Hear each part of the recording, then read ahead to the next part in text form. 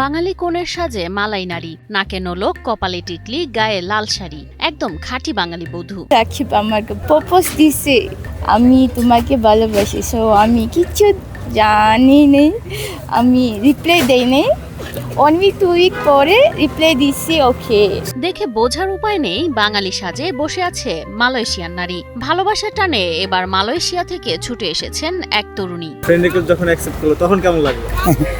না, তখনকার ফিল তো জানতাম না যে বিয়ে করব। ফ্রেন্ড রিকোয়েস্ট তো কত মেয়েদেরই দেই।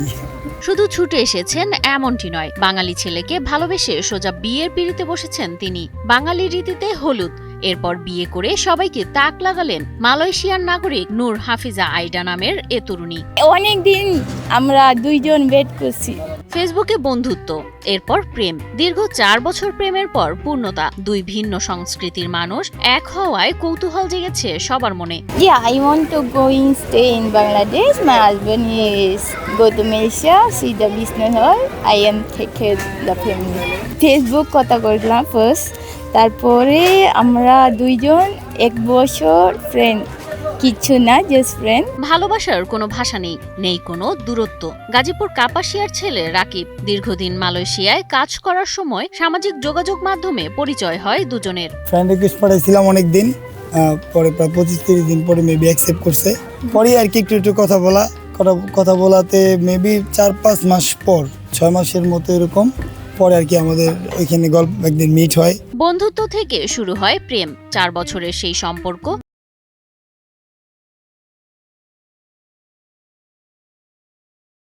অবশেষে পূর্ণতা পেল দুই পরিবারের সম্মতিতে। ওনা খুব ভালো মেয়ে, আমাদের খুব ভালো লাগছে। ফ্যামিলি সবাই, আমার মালয়েশিয়া সবাই থাকে, আমাদের অনেকেই আছে, সবাই বলছে, এই জন্য আমি গ্রহণ করছি।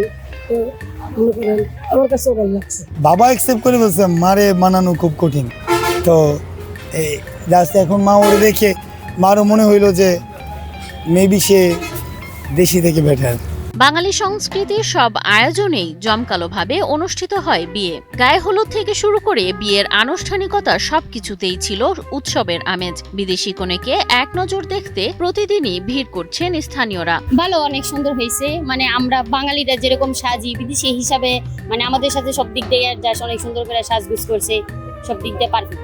ভাষা, সংস্কৃতি আর দেশের দূরত্ব পেরিয়ে ভালোবাসার বন্ধনে এক হয়েছেন দুই ভিন্ন দেশের দুই মানুষ। আর তাদের এই ব্যতিক্রমী বিয়ে এখন গাজীপুর জুড়ে আলোচনার কেন্দ্রবিন্দু।